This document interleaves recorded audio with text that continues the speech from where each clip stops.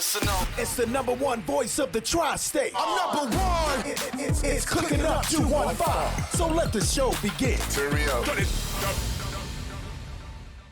You already know who it is. It's your boy Smooth, and this is Cooking Up 215, where we get you up close and personal with your favorite artists, entrepreneurs, shakers, and move makers.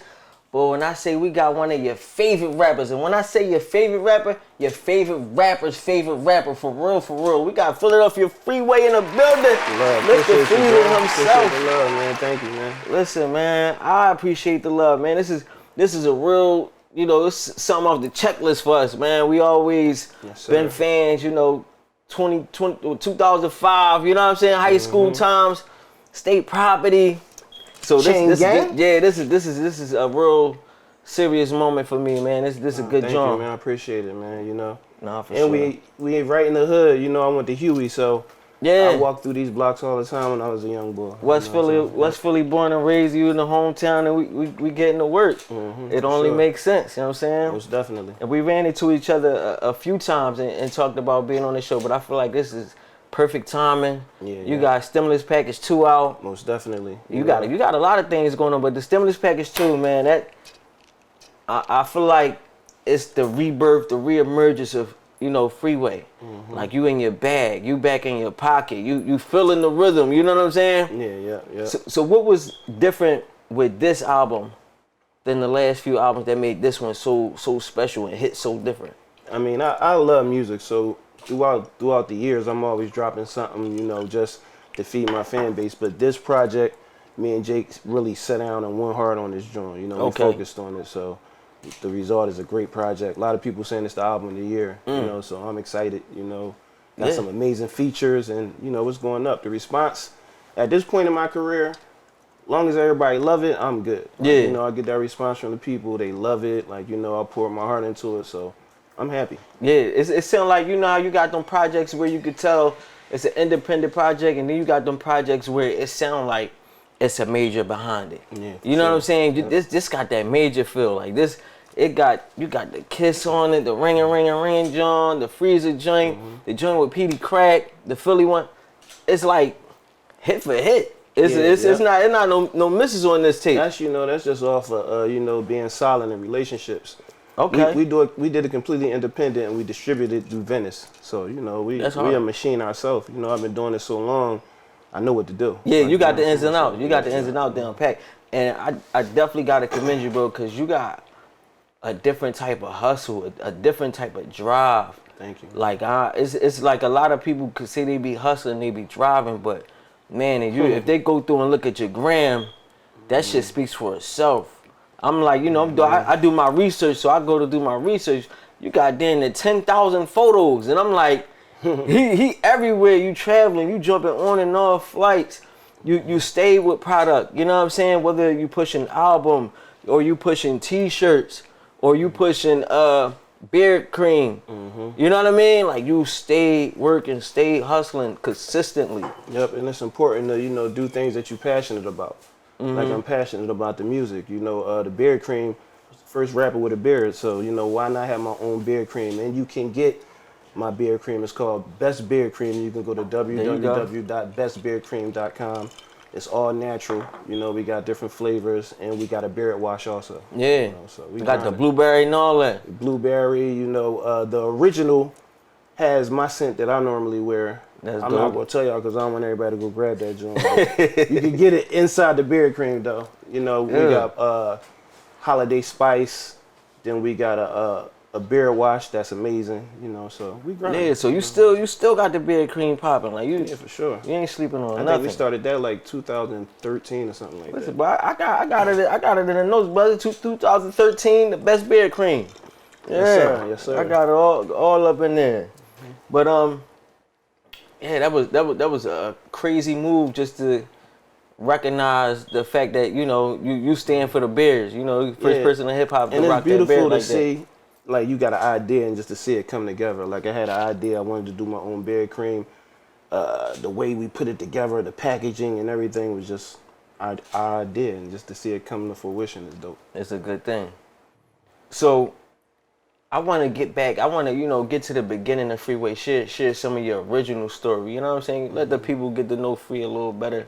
So you started rapping when you was like 5 or 6. Yeah, I used to. You know, when you're in school and they ask you what you want to be when you grow up, I wanted to be a rap star and an airline pilot, and now that I'm a rap star, I fly just as much as an airline pilot. So What made you want to be an airline pilot? I just was always fascinated with the sky. Yeah. You know what I'm saying? I think I'm going to take some lessons before it's all said and done. You know? I'm not gonna lie, I always wanted to fly, but I always wanted to fly like fighter jets. Like I wanted to go like to the Air Force or something, like really fly some crazy shit. That's a whole different kind of thrill right there. Yeah, cause I drive fast, so of course I'm gonna have to fly fast too. Yeah. Like, you know what I mean? I ain't trying to go to regular airliner speed. I'm trying to do like Mach 7 or some shit like that. I feel that. No, I think before, you know, in the end of my time, I think I'll probably at least, if I don't learn how to fly myself, like just, you know how they take you up there, co-pilot and some shit like that, I gotta do it at least once. But I think that's something you don't really hear too often is, you know, a dude from the hood that want to be a pilot. Yeah, man. You know what I'm saying? That's different. But I dreamt, like I had dreams. You had dreams. You know, it's things that I wanted to do, you know, work hard towards them. And I always felt like I could do it. Like I never felt like I couldn't do it, especially when I started seeing people in the city like Eve and, you know, the Roots and people that I could actually touch do it. Then I really, like, when Beans got on, I'm like, oh, I know I could do it. Like, people right next to me doing it, you know, so. And that's all you really need sometimes is that that proof for put, you know what I mean? The proof in the pudding. When you see somebody, oh, he touching it, I can see that he's touching. Oh yeah, I'm in there. But so you and Petey, y'all actually, you know, your first rap group was with Petey Crack. Yeah, Ice City. Ice City. That wasn't my first rap group. You had a rap group before that rap group? Yeah, I was rapping since I was a young boy. Damn. I used to rap with this girl named Janaea. We had a rap group called The Lost Tribe. That was back in the day. I rapped at school when I think it was Sarah, when I went to Sarah Middle School. Stanley T from Power 99 was like the disc jockey at the time that ran the radio or whatever. And they had like a pregnancy is not for me contest. And I still remember my rap. I was like, pregnancy is not for me. And for y'all that don't know, my name is Lester Lee. I like to kick a little around for the he and the she. And before you had sex, use your mind as a key. It was like a little bit more to that I don't remember, but I won the contest. So he embraced me. He used to like take me to shows. And like, you know, I got to meet like Naughty by Nature. I got to meet Dredge from Black Sheep, like different artists, Will Smith when I was a young boy. Damn. Like, this in middle school? Yeah, this in middle school. You know, and all that, you know, that was like before I got into the streets, like before I was in the streets heavy. So I was already seasoned, like in the studio recording and making songs. I got songs in my phone when I was a young boy. Like, damn. I could let you hear some of them Jones. Yeah, no, that's crazy. Because even the thought that it's like it was meant for you type shit. Like, you know what I'm saying? Like you was already on that path in middle school. To be a rapper, meeting rappers, winning rap contests. Everybody can't say that. A lot of people, you know, they hop in this shit last minute, go viral. Next thing you know, they a rapper. I used to always win. Like I was used to winning. Like I was the shit I be saying in my raps be real. Like when I was like on the joint, when I was like learned to swim when I was at the YMCA. I used to really go to the Y when I was a young boy. Like my mom and them used to take me to the Y because they used to work and they ain't had nothing for me to do and they didn't want me to be in the street. So I went to the Y. I used to swim, play ball, did karate. I used to always, we had tournaments. I used to always come in first place. My mom got like a bunch of karate trophies in the crib. You was coming in first place in karate? All the time. All the time. It used to amaze me because all I did was go hard and work hard at it. And I used to always come in first place. So your work ethic is crazy. Yeah, so at what point do you meet Petey Crack and y'all farm Ice City? So Petey Crack lived on my grandma block down north. So I lived in West, but I used to go back and forth down north. And like, you know, so Crack always rapped. And in high school, I actually went to school down north. I went to Kensington, so he went to Kensington. So me and him started a rap group. My cousin, Indy 500, he was in like Job Corps. So when he came home for Job Corps, he joined the group. And our first group was called Ice City. Damn. We used to go to the studio, make songs, battle people in the streets, you know. That's like around the time where I met Major Figures. I used to pull up on Gil and them, and we used to exchange raps and stuff, like, you know what I mean? Like, Major Figures really, like, set the precedent of what hot is at that time. Like, you know what I'm saying? Like, damn. Once I got around them, I'm like, all right, this is what hot is, and I got to either be here or above it. Like, you know what I'm saying? So Damn. Yeah, it be sounding so crazy to hear those stories of like how the rap scene was back in the day. It was decent. Like that's some of the most epic shit. I be kind of sad that we don't get to, you know what I mean, witness all of that. I mean, it was all love. You know, especially summertime when they had the basketball leagues like 52nd and Parkside, like 16th and Sesq. While they balling, we'd be out there rapping, battling each other. Like, you know what I'm saying? Everybody, like, you know, everybody. We need that energy back, man. Yeah, it was good energy. Yeah, we need that energy back. Because the basketball courts used to pop, period. Yeah. When they had them games, I used to go to Simons and all that shit. I'm from Uptown, so it was like, we had Finley. Basketball courts used to be the shit. But, so were you the reason, like, or did you introduce crack to, like, State Property? Were you part of him becoming part of that? Well, originally, we was a group, so we all went to rap for Jay at the same time. You know, when Jay just happened to choose me out of everybody, like, you know, that was there. And then, you know, me and Petey still did our thing on the side, but that's when Roc-A-Fella really jumped off. I started doing my thing. And then Crack wound up doing some stuff with Owen Sparks. And they played it for Dame, and Dame loved him. So when we was in Miami working on the State Property album, Crack came down there, and ever since then, he was like a part of State Property. Damn, that's hard. And then like I heard the story about even how you met Beans and shit like that. Yeah. Rapping down at shout out the legendary Dances nightclub. Yeah, so we was in there, and like Mac was on stage, and there was like 2 or 3 people going against him. So I'm in the crowd like, yo, pull me up.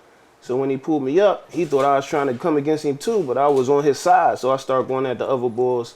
And we like build a rapport from there, and then probably like a couple months after that, that's when Mac got signed. When y'all still was tight, still working. Yeah, we still was tight. Yeah, that's hard, bro. That's super hard. And it's like just the way people used to get on back in the day was so much more organic than it is now. Like, you know what I mean? Like you gotta pretty much already have it together to get a deal these days. Yeah. But to be like just raw talent. You gotta have your own wave, like, you know. Yeah. They gotta see you having some motion. Yeah. And unless big motion, just like crazy no talented, but besides that, you gotta have some motion, have your own wave. Yeah, but it's like they always thought that State Prop was like y'all came as a unit, got signed as a unit, until I started hearing stories about how we wasn't even on running together. Like at Black Friday studio together, but you know, I know Sparks. Me and Sparks went to like Lighty together when we was young. You know, I remember Badass Kenny when we was little kids, and then I ain't seen him for years because, you know, I done moved down north, gone to the streets and all that. So him and O from West, you know, me from West too, Chris from North, Mac from South Philly, and Petey from North. So, you know, it's like me and Petey had a relationship, me and Beans had a relationship. I never met the Young Guns until I started going down to Black Friday, and I never met but I knew Sparks from when we was young. Right. And then you and Sparks end up back in the group. Everybody was crazy. I remember like when I first met that nigga had like 170 songs or something. And I'm like, I probably had like 12 songs. I'm like, this nigga got 100. You're like, I gotta get to work. Yeah, what? That was pressure. Like that put me right to work. Like somebody get busy on them.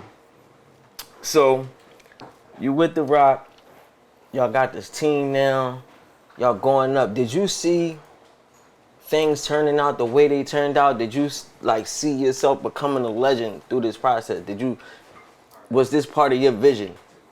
I always felt like I could do it. I felt like I was gonna make it, but I didn't know to what capacity it was. Like, you know, but I always felt like I was gonna get my shot. Right. And I tell people this, like, you know, like nowadays when people come home from jail, they have reentry programs or something that they're passionate about that they could get into. Yeah. I feel like Roc-A-Fella was my reentry program. Okay. Because when I was locked up and when I was like on house arrest, I would be talking to Beans and he'd be like, yeah, I'm in LA. It's lit out here. When you get off house arrest, you're gonna be right with me. Or he'd be like, yeah, I'm in Miami. When you get off house arrest, you're gonna be right with me. And then when I got off house arrest, I was right with him. I started going up to New York. They was working on the Dynasty. Beans was working on his album. I was able to be around that. And if I didn't do that, the only other thing I knew was be in the streets. Like, you know what I'm saying? So if I ain't had no other options, I probably would have went back to what I was doing before. Right. But alhamdulillah, I had that in place. Yeah, and that's how I go. Most people, you especially back then, you go for what you know. Yeah, for sure. It definitely wasn't as like as much opportunity as it is now. Yeah, most like even definitely. if people would tell you, you just didn't see it, so you didn't really believe it. It seemed far-fetched. Yeah, You know what I mean? we only had a couple, like the streets. Even being a rapper or a ball player was far-fetched. Was far-fetched, right? know? There's only a selected Today, few making you that. have a lot of opportunities. You could go on the internet and figure some stuff out. Like we ain't had none of those options back You'd be a then. millionaire straight from your phone, talking and shit. But yeah, that's crazy, bro. Come home, got right in the mix, and then like to even hear like Jay working on Dynasty, like these things are part of history. Most definitely. You yourself part of history. So it's like I wonder, even you being you, like, do you feel like a legend? Do you feel it as much as other people may say it to you? I do a little. I mean, I'm starting to feel it. I'm me 24/7. Right. I got challenges, things that I go through on a daily basis. Like everybody else. So Facts.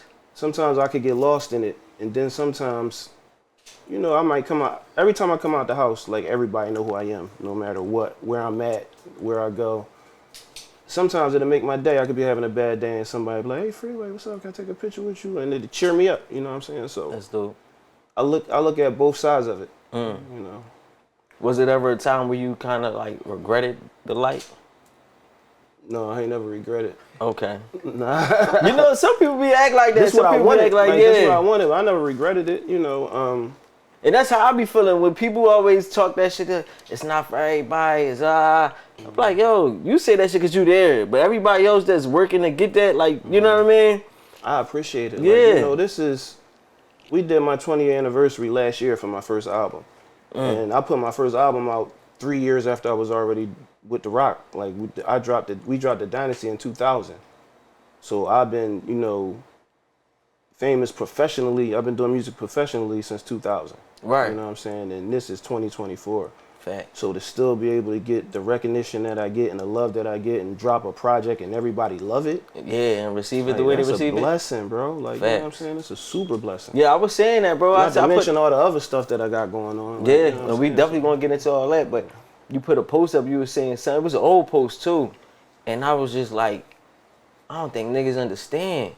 Yeah. This man got a 20-some plus year run, and then still like to be working your way back up. Like, you know what I mean? Yeah.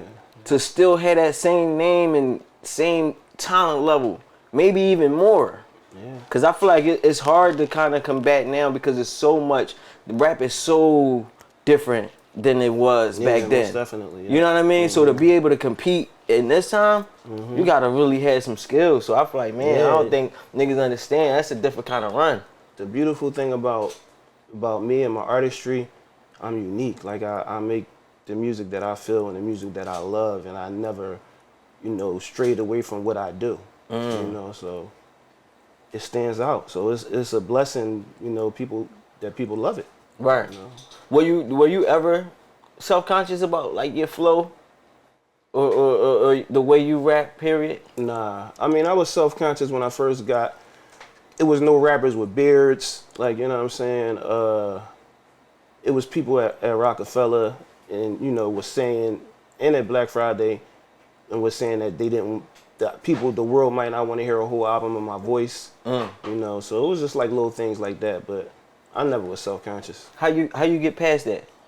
Just The work, naysayers. just work. I didn't feel like that. You know what I'm saying? So you trusted I yourself? trusted myself. Yeah. Cause there's a lot of times, a lot of people may not agree with the things that people be saying, but they'll fall victim to it. Like for they'll sure. hear him like, damn, now they second guessing themselves. You know what I mean? They I'm want to sure change it's it a up. million people that was, led in the wrong direction because of that. Like, they let people talk them out of their goals and their aspirations. Yeah. So I never was one of them. Yeah, no, that's crazy, man. So you did your first joint with Jake One was 2011. Yeah, the first stimulus package. Yeah. Right. And so what is the energy different with you and Jake One? Like when y'all work, is it just It's just something about the Batman and Robin? Like it's just what something is it? about like, here send me a pack of 12 beats and I'll do all 12. Even if I don't hear nothing when I go through it and I don't hear nothing the first couple times, I'll come back and then I hear something. It's just something about we got like a crazy chemistry. We got so many records, like there's so many joints that's so crazy that didn't even make the stem pack 2. Then we got the beat made me do it too. That's finished. Like Then I just probably cut like 4 new joints from the other day. I just told him to send me a pack, and he sent me a pack, and I just cut like 4 new joints out of that joint. Even though you still promoting this one. Yeah, man. Like we loaded. You know, I probably got like 4 projects ready to go right now. Damn. You know, y'all chemistry is crazy. What made you wait 13 years to do another stimulus package too? We'll do another stimulus package. The timing was just right. You Okay. know, when shout out to Jake, that's my brother. Like, you know, he really embraced me, and he just reached out to me like, you know, let's just do some music just to make me feel better. Like, you know what I'm saying? Like, you know, and it really worked. You know, we started working on the music, and I was able to pour my pain into the music, and, you know, the end result is a great project. Damn. And it's like, you got so much history. It's like, my list is crazy. You know what I mean? It's wild. So I know I'm not going to get to touch on everything, and I definitely want to touch on some real crazy important things. So I know like 2015 is when you experienced kidney failure. What was that like for you? Oh man, it was life altering, man. Like, you know, earlier that year, and for everybody that's watching, like, you really gotta pay attention to your body and pay attention to the signs. So like early that year, probably like around March, April, I just start feeling not myself, like feeling tired, feeling drained. It came to a point where I get tired just walking to the car. And I'm like, I know something not right. So I like went and got a colonoscopy. I'm like doing all these different tests trying to figure out what's going on, but I didn't get blood work done. So Made in America, September, I'm getting ready to perform with Fabulous. It's like a hot day. It's probably like 80 degrees out. I got some jeans, some Timbs on, a jersey. I look out into the crowd and I feel like I can't do it. I feel like I had an anxiety attack. Never happened to me before. So I'm like telling them, like, I think Lenny S was the one that was in control of everything. So I'm like, Lenny, I don't think I can do it. And he's like, what? Like, you know, everybody know me for going hard. He's like, Free, you gotta do it. It's like 80,000 people out there. So I shook it off. I got through it. And then the next day I went and got some blood work done. And then a couple days later, they told me to get to the emergency room. You know, so me being Muslim, the first thing I did, I went to the masjid. I prayed to ask Allah to help me deal with whatever the situation was. I went to the hospital. I was diagnosed with end-stage renal failure. What I did was a phrase in the medical world that's called crashing onto dialysis. Soon as I got there, I needed to start getting dialysis because my blood was not clean. Like, it came to the point where food started tasting funny to me. So when I wasn't feeling good, I flew to Miami by myself. I'm like, I'm gonna go to Miami, just rest for a couple of days. And I went to, I think it's Prime, where they got this chicken marsala that's like my favorite chicken marsala in the whole country. And I ordered it and I ate it and I couldn't really taste it. Like, you know, so Yeah. I really, at that point, I'm like, yeah, You knew something off. something was really off. So yeah, so I went to the hospital. I was diagnosed with end-stage renal failure. They cut my chest open, put a permacath in my chest. I did 2 hours of dialysis. And then right after that, I started doing dialysis 3 times a week, 4 hours a day. And I did that from September 15th, 2015, all the way to February 5th, 2019, when I received my gift of life, my new kidney. For 4 years. For 4 years, yeah. You said how many times a week for 4 hours? 3 times a week, 4 hours, 4 hours a day. No matter where you at, like, you know, once I got myself together, I got back to working. So I was doing shows, I was traveling. Right. I went on tour on dialysis. So when I went to the different cities, I would have to go to different dialysis units to get my treatments. Right. So I would like land in Atlanta, do the show that night, then the next morning I would do dialysis, then fly to the next city. Then I got a day off. If I perform, I perform. If not, I rest, and then I go to the next city or do the next show and do dialysis there in that city. What made you keep going? Like, I feel like a lot of people probably once they either realize my kidneys failing, I've been in this game 10 years plus, I'm just done. Like, I'm not even about to try to schedule 3 days. You know what I'm saying? I'm different places, different cities. When I was, you know, I just had my first annual Free Fest, August 3rd. It just passed. It was a success. Yeah. You know, it was beautiful. It was a free event for the community. You know, we had health and wellness stuff out there. We had the little different villages and all that. Opportunity village, health village. Health screenings out there. We had performances out there. Before I was diagnosed with kidney failure, we were supposed to do the first Free Fest. So I was like sick. I was salty that I couldn't do it. And what's even deeper than that, the day that I felt like I turned myself in, like I had to go to jail when I went to the hospital. But the day that I went to the hospital, we had a show in Chicago, the whole State Property. So I'm not at the airport. Like niggas are like, where Free at? Like, what's going on? And you know, they found out that I was in the hospital later on. You know, so that was disappointing to me because I never miss shows, and I'm at the airport before everybody. Like I'm right, you ready to go? Yeah. So then I wasn't able to do Free Fest, but as soon as they started cleaning my blood, I started feeling better. So I'm like, man, I could do it. They like, man, yo, sit your dumb ass down. Like as soon as I got like a couple of dialysis treatments, my blood was clean, so I felt way better than I did in months. Yeah. So I'm like, I'm doing a show. It's Saturday, it's Thursday. The show's Saturday, I'm doing it. But them doctors like, you is not. They ain't let you do it. Yeah, no. So I always been passionate about the music, like, you know what I'm saying? Like, and it helped me deal with that too. The fact that I could still make music and I could still move around.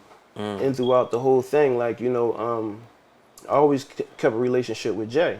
And I was trying to put an album out with Roc Nation, but I had like independent projects and albums that I owed. So we did like B-sides where everybody was there with Jay. I would give them some music, you know, let them know like as soon as I'm ready to work, I'm gonna let you know. And then when I was able to work, I let them know. And probably like a week later, we got the deal done. And then I put Think Free out through Roc Nation in 2018 while I was still on dialysis. That whole album I recorded while I was on dialysis. So it's sentimental to me, like, you know what I'm saying? And I did these things not only for myself, but for everybody else that's going through the same thing I'm going through. Like, you know what I'm saying? Like, give them that inspiration. Yeah, like letting people know it's not a death sentence. You still could move around. You still could live a successful life as long as you make sure you do what you're supposed to do, follow what the doctors tell you. But the best thing for somebody on dialysis is a kidney transplant because it doubles your life expectancy. And you got the transplant. Yes, sir. Yeah. And you got the transplant like 2019. So you no longer have to go to dialysis? No. Damn. So you've been good since then? I've been good since then, yeah. That's good. Been a blessing. God bless. Yeah. And when you found out you was able to get a kidney transplant, like how did you feel? I was blessed because there's people that can't. Like, you know, you have to be healthy enough to even get a kidney transplant. So right. I had to do a workup. Like, they test you for everything. Anything you could think of, they test you for it. Make sure you're straight. And then you're able to get on the list. And then once you're on the list, you could be on that joint for 10, 15 years. Yeah, I seen it. You know, the reason why I got a transplant so quick because I opted to do a special procedure. They gave me a kidney with hepatitis C. And that when I did it at the time, it was so new that insurance didn't even cover it, you know. So they gave me a kidney with hepatitis C. They gave me this medicine called Maverick. I had to take one pill once a day for 8 weeks. So a person with hepatitis C, they have thousands to millions of units of hepatitis C in their system. So before I went down for the transplant, they gave me one dose of the medicine. So when I came up from the transplant, I had hepatitis C, but instead of thousands to millions of units of hepatitis C, I had like 16 units of hepatitis C in my system. So probably by like the third time they tested me, it was completely out of my system. Yeah. You know, so the kidney was clean. I had a new kidney. I'm healthy. Refurbished the joint. They refurbished that joint, and I was ready to go. Yeah. Like, you know what I'm saying? And they do a lot of those now. Like, you know what I'm saying? But when I did it, it was like you was one of the first to yeah, so I had to like sign the papers, and they let me know it could have went left, you know, but you know, alhamdulillah, everything worked out good. Man, that's what's up. Did you ever think about doing like the Dr. CBs, all these different naturalistic, holistic treatments and everything? Now, I take sea moss every day. I drink elderberry. You know, I feel like those things definitely work for you before you're at a place where, you know, it's before that it's so serious. bad, yeah. Before you said you had to crash I had chronic kidney failure. Like, you know what I'm saying? Like, maybe If I would have had a warning, that's why it's so important that we keep up with our routine physicals and get our blood work done at least once a year, because you know what's going on. Right. Like if I would have knew before it got that deep, then maybe some Dr. Sebi stuff would have helped me. Like, you know what I'm saying? But once you get to a point where it's completely damaged, the best thing for you is to get a transplant. Would you ever, and respectfully, just a question, because I know a lot of people that experience some of these issues, they was into like lean and shit like that. Yeah, no, I drunk lean I drunk lean one time, and that's when we made Rock the Mic. Okay. Yeah, but I never was really like a lean boy or pill boy. Right. So this was something you definitely didn't see or think could come. My kidney failure came from high blood pressure and diabetes. Damn. What I was is the greedy bull. Like, you know what I'm saying? Yeah. 2 cheesesteaks. Like, I order Beans a cheesesteak just so he could eat with me. Like, you know, the lifestyle I was living, like being an artist, being in the studio late nights, ordering burgers. That fast food life. You know, coming off stage every time we perform, and then we gotta like eat right after that, you know. And I did have a time where I drunk a lot. Yeah. Like I had a time where I felt like I had to drink before I performed. That probably for like a year I felt like that. Right. You know, so I did have a time where I drunk a lot. You know, definitely, you know, was eating not anything, you know, I'm Muslim, so I don't eat pork and none of that, but I was definitely like fucking shit up. Like, you know what I'm saying? Like eating what I want. Especially you living life on the road, so you got, I mean, you don't got too many healthy choices. No home cooked meals, no healthy choices. But the thing is, like, Jay and them, they used to tell us, like when we used to be on tour with them, they'll like get up in the morning and go work out. Like we'll be ordering burgers, they'll be like ordering crab cakes and stuff like that. And they told us, but you know, we weren't paying no attention to that. He said, I told you. We young, making, you know, buku money and like, you know, living our lives. We weren't paying no attention to that. You fresh That's out why the it's so hood. important for me to let people know now. Like, you know, that's why I started Freedom Thinkers Academy, so we could bring awareness to these situations so people don't get to the point where I was at. Right. We about to get into this food. Before we get into the food, because there's so much to talk about, so I want to touch on it, then we'll get into it. Freedom Thinkers Academy. I know you pretty much announced it. It was right around the time your daughter was going through her cancer stuff too. Yeah. So was that part of that? I started Freedom Thinkers Academy probably like 2019. So it was like my daughter was diagnosed with cancer in 2020. So it was like right before that, but then that's when we really started taking it serious and, you know, building it up. So Freedom Thinkers Academy is music, health, education, and culture. It's everything that I'm involved in, you know, and alhamdulillah, it's growing and, you know, it's very successful, man. On the education side, we have some STEM workforce development programs. We have phlebotomy, we have medical billing and coding, we have medical tech, we have audio visual engineering. In Philadelphia, I partner with OIC, and in Delaware, we partner with the Community Education Building. And to date, we graduated 131 students, and we're about to graduate another audio-visual course in 4 more weeks. So it's a real life academy. Yeah. Damn, that's dope. Yeah, alhamdulillah, it's going good, man. And just to help change these people's lives, man, is amazing, man. We present them with this opportunity. And one of the main reasons why we doing this is because it's a lot of violence and negativity going on in our city. So we present you with this opportunity to take this certification course. You get the certification, and then we assist you in getting jobs in that area. So you could go right into getting a job and automatically start making money versus being out here trying to sell drugs or trying to rob people. Like, you know what I'm saying? And like, I just had that conversation with Knox and them, and I was just saying, like, a huge part of the problem is not having the second way. You know what I'm saying? When they know the first way, but you could tell them this, but you're not pushing them towards the resources or giving them the resources.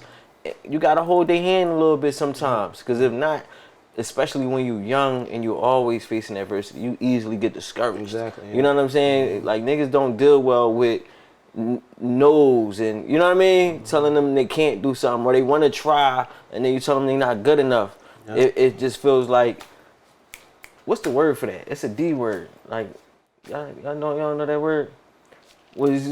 People keep turning you down. Rejection. There you go. Not a D word, it's art. But rejection. Everybody don't deal well with rejection. Yeah, we just trying to show and prove, man. You know, when the programs are completely free, you just got to register for them. You know, when It's been real successful, man, and it's needed in our community. Bad. Like, you know, and alhamdulillah, you know, I got some decent friends like Gil and Wallo, and you know, Gil came through, talked to some of the students. Wallo did like a Zoom with some of the students. You know, our first audiovisual course, I took them to Roc Nation and let them see how a label was ran. We took them to Roc Nation Music. We took them to Roc Nation Sports. I seen that. Shout out to Sherry. Sherry spoke to them, gave them like, you know, a good pep talk. Yeah. And we took them to the Book of Hope so they could see the museum, you know, and like, you know, that was one of our classes from Delaware.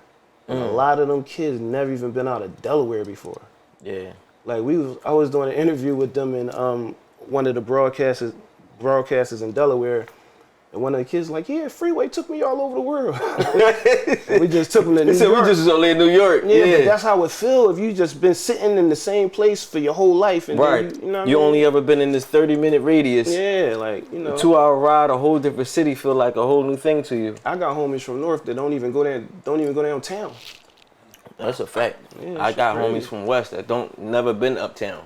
I'm like, yo, that shit crazy. But we in a time where people definitely are able to broaden their horizons due to the internet they see, and they know that it's more out there. And with people like yourself and Freedom Thinkers Academy that's bringing these type of opportunities, because I feel like it's definitely necessary. And I feel like the city know it too, because it used to be a thing where you had all these programs that taught you these trades and all that shit, and they snatched them all away.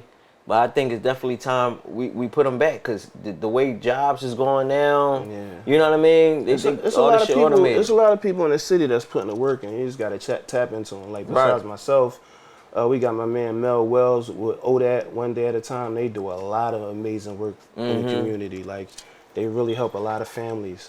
You know, when my son passed away, Mel dedicated a recovery house in his name. Like, you know what I'm saying? Like, you know, it's the work that they're doing is beautiful, man. You know, it's a lot of people, Sister Talia, you know, it's a lot of people that's in the community that's trying to put the work in. And when we see these people, we need to embrace these people and, you know, try our best to shine more light on it. You know, shine more light on it, like you said. Yeah, we definitely gonna get more into it. I want to get into this food real quick. You already know who it is. It's your boy Smooth. Philly Freezer in the building. Early. Cooking Up 215. We be right back. Let's go. You now watching Cooking Up 215, but I don't gotta tell you that because you're watching it, right? Listen, man, make sure you like, follow, and subscribe. We appreciate all support, and the more you support, the more we can show love to the people and provide opportunities and help you get your career off the ground. Now, if you have a business and want to see your ads, this could be your ad right here. Send them in. Make sure you email us at cookingupbookings@gmail.com or follow us on Instagram and DM us at cookingup215. It's your boy Smooth. Let's go. It's our favorite part of the show. That's your favorite? Yes, sir. Ah, chef, what you got cooking? You already know. You already know who it is. It's your boy Smooth, and it is my favorite part of the show. Trying to get into that food. Still got my man Philly Freeway in the building. Yes, sir. And y'all already know my girl Chef Q. You know what I'm saying? Gotta pull the big guns out when the big guns come through. What's up, Q? That was a bar. Chef Q, you gotta pull the big guns out when the big guns come through. I used to rap, you know what I mean? That was a bar. I used to rap, you know what I'm saying? Nice like that. Could have been side to the right, like that. I don't know about that, but that bar. Look, Q, what you got for me? All right, y'all. So today, starting off with the entree, we got a fried rice with a bourbon glazed salmon, sauteed Brussels sprouts and mushrooms, deglaze with a balsamic, a fresh corn salsa, topped with crispy onions on the top. Like when I say the bite just all in one. Crazy. It's smelling crazy. Yeah, it's smelling crazy. It's crazy. Then on the other side, I got you a little appetizer today. So also, we got a 4-cheese shrimp crostini. Yeah, not no garlic bread, real crostini, okay? If y'all know what a crostini is, y'all might want to look up what a baguette is at the same time. I'm just saying, everybody palate ain't, all the way there. But y'all eat good today. Yeah, no, I'm a little jealous. Delicious. Delicious. A little jealous, but it's cool. I'm ready for it. Man, y'all ready? We ready? We can get into this food. Let them know where to follow you at, how to get with you. Jardine. All right, y'all, follow me. Y'all can follow me on Instagram at chefq_cutthrough. Listen, man, I'm trying to tell y'all, prices on Chef Q is going up. Don't come around half stepping.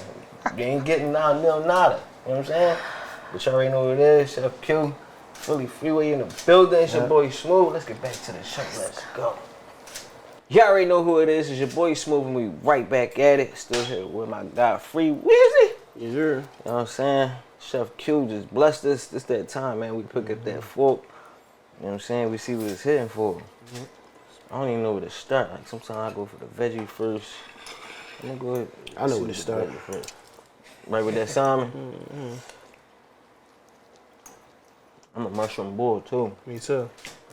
That's what that's doing.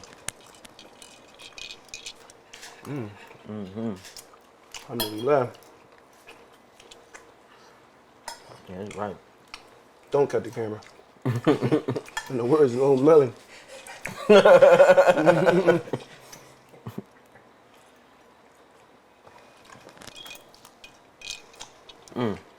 She did her thing. Sure.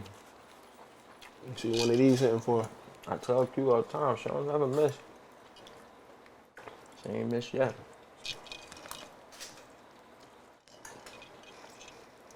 Yeah, that's that. Them Jones right there. Crazy. Them Jones is crazy.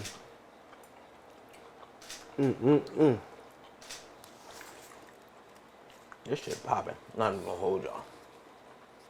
That's crazy. Delicious.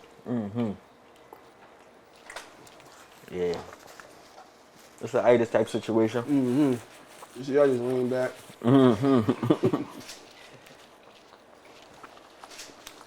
With the cheeses on this joint. That Jones crazy. Yeah, that's different. A little spice to it. I need some more of them in my life for sure. Yeah. On another date. You can just start like a whole menu and go crazy. That's it. So, before we left off, we was talking about freedom thinkers. What was your inspiration? Like, I know you said we needed, you know, the balance and everything like that. Like, what was your main thing? Like, what went off in your head where you just knew, like, I gotta do something? Just everything that I was going through, everything that was surrounding me, my environment, you know, everything. It was definitely needed, like, you know what I'm saying? So, you know, my health challenges, like when I was breaking it down to you, Freedom Thinkers Academy is music, health, education, and culture. Only broke down the education side. On the health side, we have some amazing partnerships with Gift of Life, Donate Life. They're organ procurement companies, you know. Okay. Like a UNOS type situation? Yeah, like they the people that help you facilitate getting the organs. Not only kidneys, but whatever organ people need to be transplanted, you know. And I sit in a unique place because I'm a kidney transplant recipient and I'm a donor dad. When my son Jahad passed away in 2020, he saved 4 lives. You know, 2 people got his kidneys, 1 person got his liver, and 1 person got his lungs. You know, so I'm super, you know, gung-ho about transplantation because I've been on both sides, you know. I was in a position where I needed my life saved with a kidney, and I was able to sustain it. And then I've been on the side where, you know, when my son passed away, he was able to save 4 lives. So even before we get into like your son passing and stuff, why wasn't he able to donate for you? Like, was that something you thought about, or?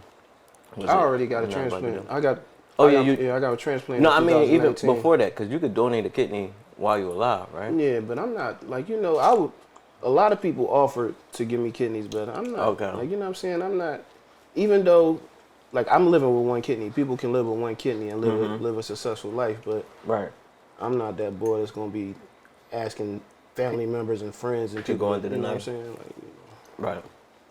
So you figure you prayed on it, wait. Yeah, definitely. If it's meant to be, it's gonna happen. It worked out how it was supposed to work out. Gotcha. So He used to always be like, I'm gonna give you 1 of my kidneys. yeah. He used to always say that, my son, yeah. He was there with me when I got the transplant. They had to kick him out the hospital. Damn. He stayed right there with me, man, the whole time. The whole time. That's crazy. And he was with me like that day that I was telling you about when I performed in Made in America when I wasn't feeling. When you wasn't feeling like I couldn't do it, he was right there and like just the look on his face, like he was so concerned and worried about his dad, man. You know, like he could tell something was up with you too. He definitely knew something was up, like you know. So like the loss of a child is, I can't even explain it because I've never been through it. Yeah. And it's like, you know what I mean? I'm sure a lot of people can't fathom the way that feel. Yeah. And you went through it twice within pretty much like the span of what? Was it a year or two apart? It was a year. It was a year apart. My son passed away in 2020. My daughter was diagnosed with cancer. She was diagnosed with a rare cancer called sarcoma. September of 2020. Mm-hmm. My son died in October of 2020. And then as soon as we bury him, we right back rumbling, trying to get her healthy. Like, you know, she had a couple operations, going back and forth, you know, to Penn, trying to, you know, cure her. But the cancer that she had, nobody ever survived it. Like, you know, they said one person lived like 15 years, so we wishing that hopefully we could be among part of that, you know. Yeah. But you know, Allah subhanahu wa ta'ala don't make mistakes. So, and towards what you're saying, like, you know, I probably would have lost my mind by now if it wasn't for Islam, you know, to keep it 100 with you in my relationship with God. And, you know, our Prophet Muhammad, peace be upon him, he lost his children. He lost 5 out of 6 children. You know, and to know that he went through it and he was able to deal with it and, you know, still, you know, be one of the best men from mankind, period, you know. So knowing that really comforted me, you know, through the situation. Like, you know what I mean? So it happened to him, he was able to deal with it, you know. Who am I to think, you know what I mean, I'm any better than the Prophet, peace be upon him. Right, you know right. So, as you going through it, what's your thoughts of, like, cause you still busy, you still outside. Like, do you have this feeling like I'm just done, I'm over all this shit, or is like does doing this shit keep you?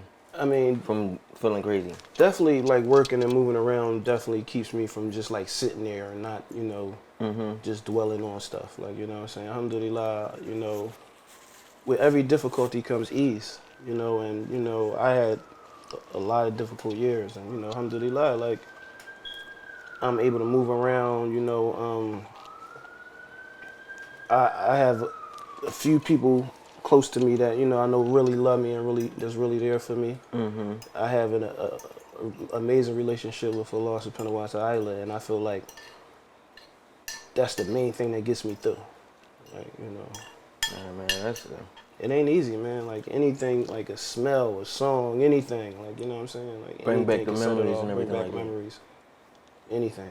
I can't even watch What We Do video because my kid is on my lap. Right. Like, I can't even watch it right now. Like, you know, it ain't, you know. Yeah. Even me watching it, just watching it and knowing it's just, yeah. You get that thought like, damn. You know what I mean? It just hits you and that shit just like, you never want to feel that feeling. You know what I mean? Yeah. And then I know, like, you lost your dad. Yeah, I lost right my after dad you lost your daughter. Yeah. And like in the span of that 2 years was... And we all lived in it. They all lived with me. Your dad too? Yeah, my dad too. Because my dad, like the beginning of 2020, he started developing dementia. So I'm not going to let him go to no home and none of that. Like, right, you know what I'm right. saying? So I brought him to the crib with us. That's what's up. Alhamdulillah, I'm happy I did that because I was able to get those years with him. And, you know, spend that time. As far as my dad, I feel like I did my job as a son. Like, you know, I was there for him. Right. You know, I made sure he was happy. I made sure he was, you know, didn't want for anything. And when he passed away, you know, I buried him. You know, I washed him, wrapped him. I paid, you know, I gave him what he was supposed to get as a Muslim and as a man. So right. I feel like I did my job. Did your job as a son. That's what's up. What kind of advice would you give to somebody who going through a loss as heavy as that to get through it and see the other side? God, like put God first. Like, you know, if you don't have a relationship with God, try to develop a relationship with God. The good thing about me is I had a relationship with God. Like, I'm not saying I'm a perfect Muslim, but I pray 5 times a day. You know, I try my best to do my best. Like, you know what I'm saying? Right. And I've been had a relationship with God even before I had kidney failure. Like I told you, first thing I did was went to the mass shit. Like, I've been having a relationship with God. So whatever trial or challenges I had, I'm able to lean on God in that relationship. You know, so it really helps me a lot, man, to know that He's there for me.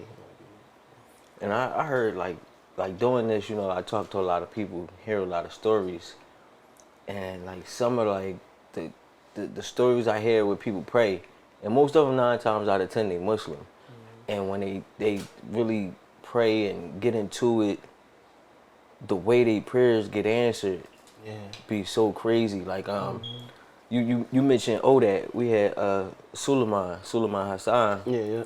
He was here. Shout out to him and the work that he's doing. Yeah. Man. That's another amazing brother that's, you know, putting in some great work in the community, you know, with his organization. And he was telling me like how he was praying to get over his addiction. Yeah. And how, you know, Allah answered him.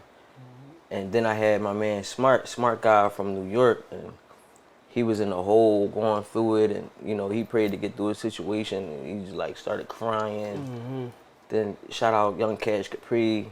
He was praying. He didn't know when he was coming home from jail, and like literally prayed, and like the next day he was like getting out. Allah promised that to us. Like it's crazy. Allah don't break His promises. Like if you offer sincere dua and you're sincere and you really have a connection with God, your duas are gonna get answered. That's crazy. Not that it's crazy, but just powerful. Duas is the only thing that can change the situation. Like everything, like the pen has been lifted, the ink has been dry. Everything that's going to happen, us sitting here eating this food, even what she cooked, the shrimp that she put on, all that is supposed to happen. It's what Allah planned to happen. Yeah. But the only thing that can change what's destined to happen is sincere dua. Like asking Allah sincerely, like, can you change the situation or can you do this? That's the only thing that can change what's going to happen. You know, so. Yeah, it's powerful, man.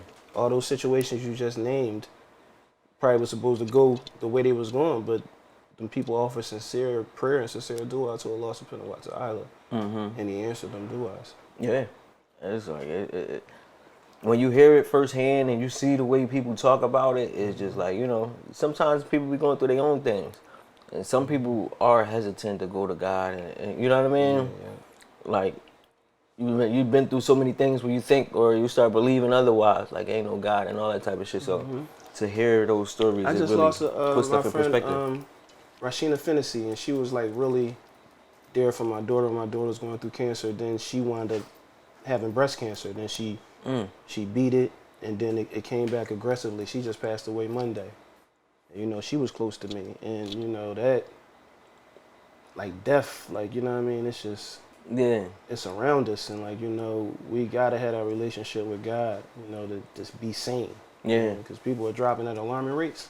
Facts. You know, and life just so unpredictable. Yeah, like you just certain things that just happen. You just it be the furthest thing from your mind. You think like this shit is not about the. You know what I mean? You never think I ever would have thought that I would lose one of my kids?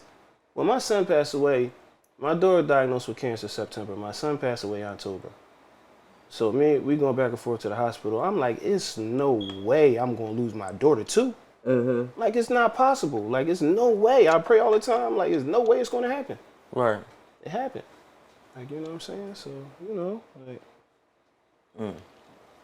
Then my dad died the next year right after that. Like. Yeah. Do you feel like it's you know how you brought up the prophet, and it's like, you know, some things happen to people because they're meant for great things. Like they're supposed to be an example, a show of strength. Like, do you feel like there may be some type of special mission placed upon you to where though that you had to bear these burdens? I feel like, and you know, I believe in Islam wholeheartedly, and I believe in everything that Allah subhanahu wa ta'ala tells us. And I feel like Allah tests the ones He loves, you know, and I feel like these tests and these things that I've been going through are my tests. Like, you know, these are what I'm here to go through. You know what I'm saying? And, you know, alhamdulillah, it's up to me how I react to them. You know, do I learn lessons from them and try to grow from them, or do I let it destroy me? Like, you know what I'm saying? You know, I choose to push through and try to find a lesson in it, and you know, try to get the best out of it. Any situation I'm in. I try to get the best of it. You know? Right. I'm turning lemons to lemonades, boy. Like, you know what I'm saying? Like, I'm heavy there too. My wife think I'm crazy. Yeah, people be thinking I'm crazy. Yeah, because I'm heavy. I feel like you can't stress on when certain shit happen. Stressing don't help because it happened, and there's nothing you can do to change it. Yeah. Like, you know what I mean? You could take it, accept it, learn how to deal with it. You know what I mean? Learn how to cope with the pain. Yeah. But it's like going crazy over it just gonna make you crazy. Yeah. You can't change it. It's nothing gonna change it. But I know that you started something for your daughter. You started the what's that? Day of Harmony. Yeah, Different Colors of Cancer. Day of Harmony. Yep. So that's something that we do yearly. Right. In memory of my daughter. My friend that I just told you passed away. She actually spoke at the last one that we had. You know? Wow. You know. That's crazy. I know she never thought that she was going to pass away. Like, you know what I'm saying? And from cancer. Exactly. And you plan to do Day of Harmony every year now? Yeah, inshallah. Yeah. Okay. So you got a lot of good things going on now. You know, you definitely made some lemonade. Yeah, alhamdulillah, man. Yeah. You know, I'm proud of that. Like, you know what I'm saying? Because just as easy, I could have let things, like, you know, force me into a hole, or, like, you know what I'm saying? Like, be sitting around expecting sympathy and stuff like that. Like, you know what I'm saying? But was there a point where you was like in a hole? Like, did you have to climb out or find the light? I mean, it definitely was it was definitely a rough point. You know, I took therapy and everything. You know, alhamdulillah, therapy really helped me a lot. Like, you know, after my daughter passed, I'm like, man, I gotta, you know, get some therapy, and it really helped me a lot. You know, it's definitely been a lot of down moments, but I never felt defeated. Like, you know what I'm saying? Like, once again, I'm telling you that relationship with God, and, you know, having an understanding that I have is and I have a little understanding, like, you know what I'm saying? But the little understanding that I have, you know, really comforts me. Right. Well, I know you also doing some things surrounding health. You started a show with Sway? Yeah, with Sway in the morning, yep. So once a month I have a health segment with Sway in the morning on Shade 45. It's called Philadelphia Freeway, the road to a better you.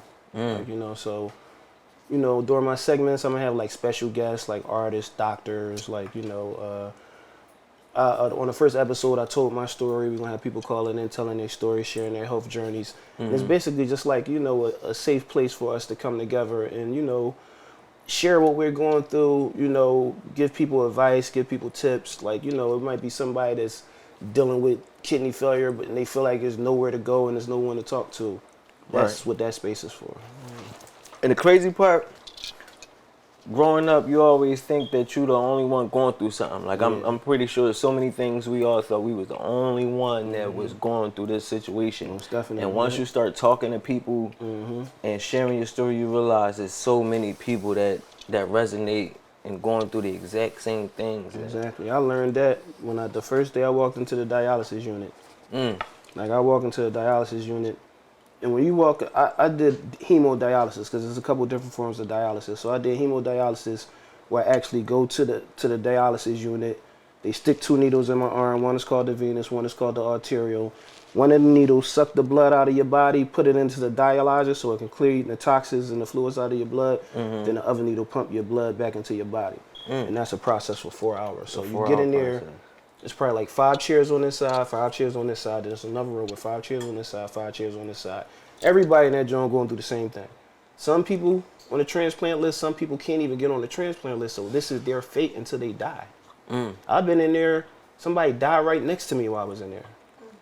Like, that's like being on the block and your homie just get killed and you out there hustling with him. So you know that's that could be you. Yeah. Like, you know what I'm saying? So that you could be right there next. Yeah, it's definitely, you know, it was definitely a rough stop. Like, you know what I'm saying? But I just try my best to make the best out of it, and I want to encourage people to take care of themselves because they don't want to go through that shit. I'm telling you. Right.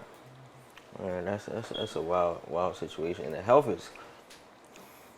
this health shit now is so crazy because there's so much stuff out there now that you don't know what to trust or what works, and you know what I mean. I guess the best thing you can do is just be aware of yourself. Be aware, do research, see what's really working versus what people just trying to sell shit to you. Like, facts, because you got a lot of that. Definitely got a lot of that. So I want to get into some fun things, man. You know, I want to lighten the mood a little bit.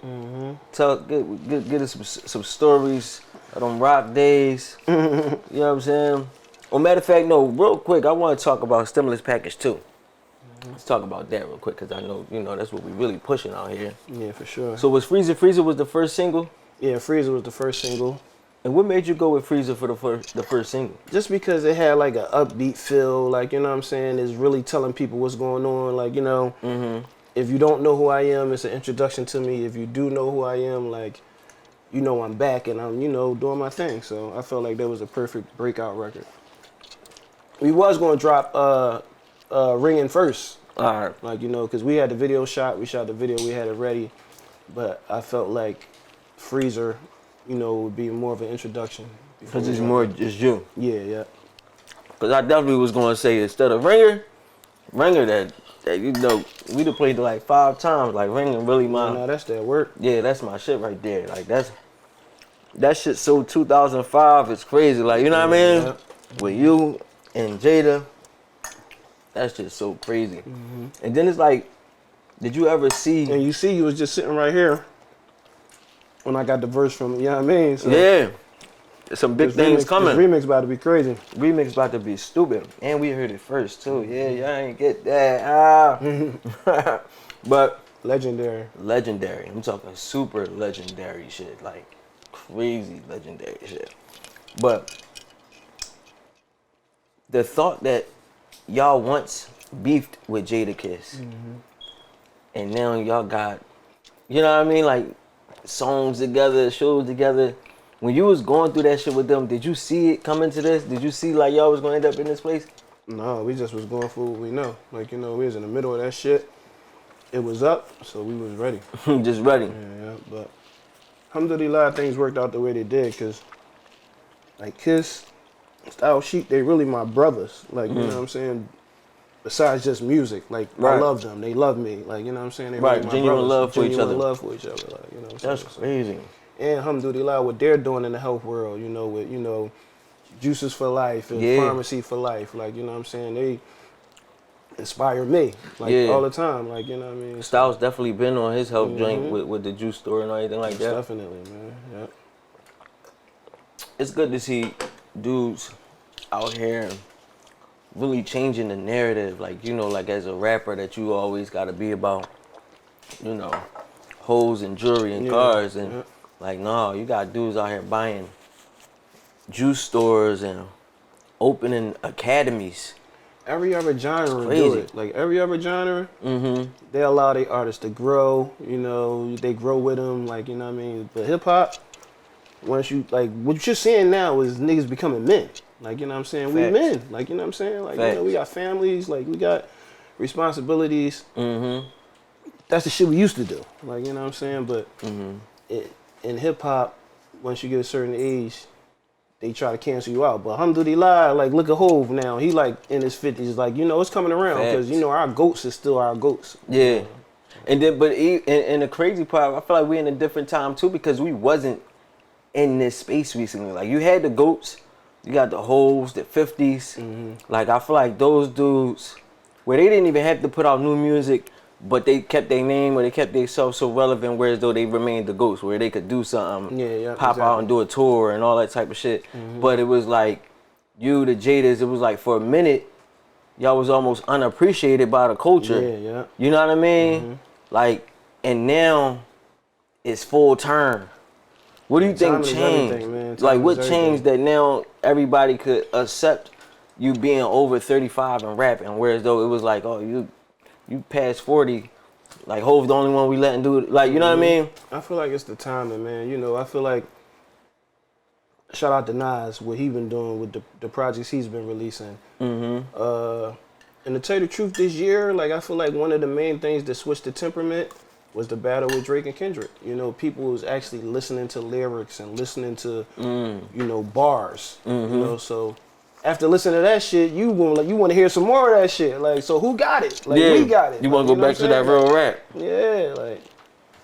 That's for sure. Yeah, I mean, I really feel like, you know, their battle did something major for the culture. Who you think won? I mean, you know, it's up in the air. I definitely think, you know, I fuck with both of them. And, you know, I got relationships with both of them. Like, you know, Kendrick, when he came to Philly, he brought me out. I did some shit with him before he even got on. Like, I had a song with him and J-Rock. Damn. You know, I work with a lot of artists before they got on because that's who I am. Like, you know, I embrace a lot of people. So, Facts. you know, me and Kendrick tight. I mean, we're not tight, but I got a relationship with him. You know, it's respect. And I fuck with Drake. I got a relationship with him too. You know, so I feel like Kendrick got the one up with the last joint because it went crazy. Like, you know what I mean? Everybody the way they embraced it so much. Like, you know what I mean? I feel like he pulled out the better chess move at the end, but I feel like Drake's still a GOAT. You know what I'm saying? Facts. And you know, people love Drake for what he do and what he brings to the game. Yeah, you can never discredit Drake and what he brings to the culture at all. But shit, a lot. You know, the shit that happened with Cass that night, the night that we did the hot, and shout out to Cass too. He doing this thing. That's another artist that survived. You know, 20 plus years still doing this thing, still got his fan base, still making money. That night, the night when we did the night that I had the battle with him was the same night that we did the Hot 97 shit. So I was rapping up there for like 2 hours, and then, you know, Jay was like, "Come with us," and we went to the joint, and I had the battle with him. And a lot of people say I lost. I was trying not to spit nothing that I spit on the radio already and all that. But, you know, I came back from that with an amazing album and hard work. Like, you know what I'm saying? So were they trying to count? You ain't gonna win every battle. Drake been winning a lot of battles, but you ain't gonna win every one. Right. The only one that did that is Floyd. So when the Cassidy joint happened, did you feel like it would hurt you at first? Definitely. Yeah. Like, I felt like when the tape came out and that joint started going there, everybody had that shit. That's when I felt like it hurt me that night. I definitely felt like he got over that night, but I didn't know if it was going to stay there or, like, you know what I'm saying? I didn't know that everybody was going to see that shit. If it was going to stay in the room or if it was going to get spread all over the world. But I know at the same time, we killing shit and motherfuckers is focused on us because we just burned down Hot 97. And niggas had that shit on CD. Every car was playing it in Philly. Y'all was the ones. Yeah, that joint resurfaced probably like a year later or something. Like, you know, it wasn't immediate like how things is now. Okay. Yeah. It took time to emerge and cause some havoc. Yeah, definitely did that. How did you feel in the middle of that? Like, why was it that you was chose to battle Cass? Because I was the one. You was the one. I just burnt Hot 97 down. I was making a name for myself. So, Gotcha. You know, definitely. And how I look at it, throughout my life, I feel like God always put me in a position to see the balance. Like, you know what I'm saying? In that moment, after I did Hot 97, and like people was like, Freeway, niggas calling Jay phone like, who Freeway? Like, you know what I mean? That moment right there can drive somebody to feeling like they're something other than who they are. Like, you know what I'm saying? Like, you know what I'm saying? But that same day, I had another moment that humbled me. Right. You know what I'm saying? So I feel like throughout my life, I always had situations like that keep me grounded and keep me grounded. Yeah, keep you humble. I got the lesson out of it. Like, yeah, that is crazy when you think about that, because y'all definitely burned that shit down. Yeah, like what? Did you ever hear Cass tell the story, or did you see the interview where he told the story?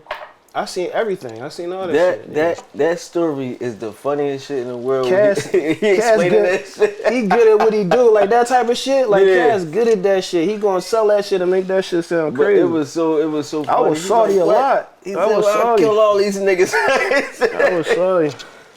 No, but I mean, he had all respect for you though. He had all respect for you for sure. And like I won a lot of battles. Like I'm really like, you know what I'm saying? Niggas was coming up to Roc. Me saying Roc-A-Fella Pitbull shit, I was like, it's people that probably really hate me. Niggas was coming up there to get deals, and I'd be in the room and they'd be rapping, and Jay'd be like, and then like, you know what I'm saying? Yeah. And nod, and I just, like, niggas leaving sad. Like, you know what I'm saying? So I know Jay probably like, what the fuck? Because he seen me do that shit a bunch of times. Like, right. So I was embarrassed because of that. Like, you know what I'm saying? It was a lot. You know, that was, that was a rough jump. That's a moment. Yeah. What would you say is one of your most memorable moments from those days or those times? I got a lot of memorable moments. Michael Jackson. When Jay brought Michael Jackson. When Jay brought him out, yeah. I used to want to be Michael Jackson when I was a young boy. They used to pay me to do the dance. Oh shit. I had the jackets with the little afro, with the comb and all that. Like, that's crazy. But like Michael Jackson, so many memorable moments, man. Like when we did What We Do, like, you know, the way I originally called Jay in the studio just to say to keep going, and then he sat down on the table for like 5-10 minutes. He started mumbling to himself. Then he went in the booth. "Ho, never slacking, man. He's sicker than a black." I'm like, oh shit, this is about to be crazy. Like, you know, it wasn't even original plan for him to be on the song. So with Jay, I always try to study him because like he's one of the greats. So one of the things that he do that I like is he'll add like a little extra voice or something in the middle of a song. Like, it might be Beyonce or it might be somebody you don't even know who it is. He'll be rapping, then another voice come in like, "Yeah, Jay, kill him," or something. Like some shit like that. Like, so I called him in to do the keep goings. Yeah. So I'm like, damn, it'd be crazy if Jay just be on the joint like, keep going. Keep going. Yeah. So that's what I originally called him in for. I wasn't expecting him to give me no verse. Yeah. Like, you know what I'm saying? So he said, "I got you." Yeah. So he sat down, he started listening to that shit, then he like started mumbling to himself like how we do. And I'm like, yo, this shit crazy. So he laid his verse. And he had to slide. He said, "I'm going to be back later," because he was going to do more because I had a lot of bars. Mm-hmm. So then Beans wound up coming to the studio and he heard that shit. Beans like, "Man, I'm finishing this shit." And Beans jumped on it and killed it. And the rest is a classic. And they wasn't even trying to put that joint out for a single because it didn't have the normal format as verse, hook, verse, hook. Right. People, they was like, that can't be no single. It don't got the verse and the hook, verse, hook. But they still play that shit to the day. Yeah, that shit go hard. The crazy part is knowing that it was not even planned to go down like that initially. So it was just straight your song. Yeah. Jay walked in just to do some ad-libbing. Mm-hmm. Ends up dropping a verse. How long it took him to drop the verse? 10 minutes probably. Like 10 minutes. Yeah. It was and that's a crazy verse too. Yeah, what? That verse so hard.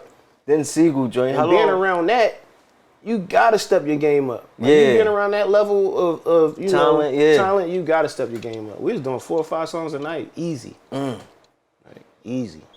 That is crazy, bro. And it's just like just to be amongst that. And quality, just not yeah. You know what I'm talking about, like quality shit. Yeah. Like, thought-provoking shit. Like top tier level shit. Like this ain't no anything. This ain't no mumble rap shit. This is because niggas are going to do 10 songs and that shit be the same shit. And like, yeah, you know, this is the spitters of the spitters, like the original spitters. That's some crazy shit, bro. Just to even be a part of that, to witness that. Yeah, man. That's an epic situation. Lesson, man. Nah, for real. Tell the chef when I dipped the what these called again? The crostinis. When I dipped the crostini in the glaze from the salmon. Stupid. I always tell Chef Q, I'm like, Q, you gotta give me extra sauce. I always get the extra sauce on the side, cause the sauce is always hitting. Like, she don't be missing on those sauces. But yeah, man, that's really a major joint. And early, where you get early from? I got that from my man Bars. He my Muslim brother, he used to be in Ice City too. He used to be one of the artists in Ice City. Super talented, like charisma, like, you know. Yeah. Dope rapper. Like, you know what I'm saying?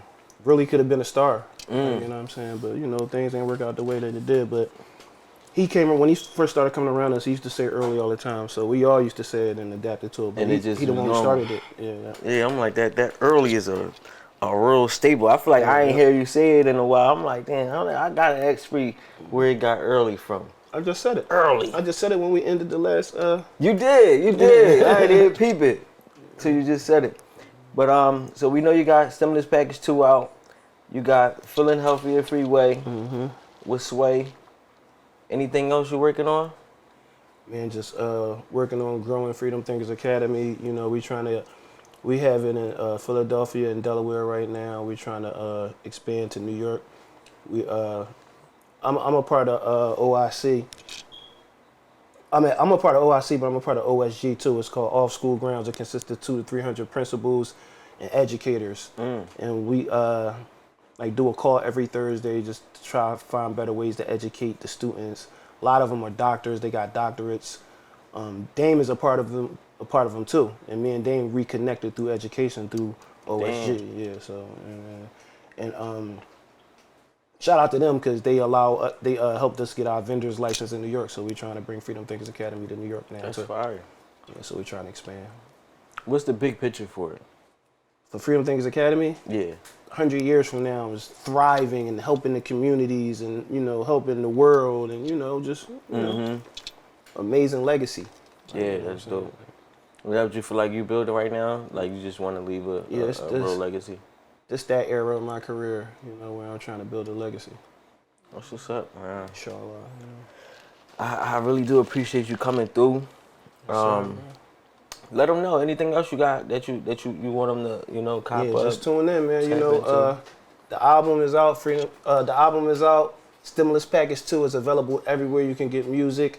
You can go to the website to find out everything about Freedom Thinkers Academy. It's www.freedomthinkers.academy. And we're gonna keep grinding. We're gonna keep pushing the envelope. We're gonna keep dropping this fire music. We're gonna keep trying to educate the people. As long as I'm breathing. Facts, man. Well.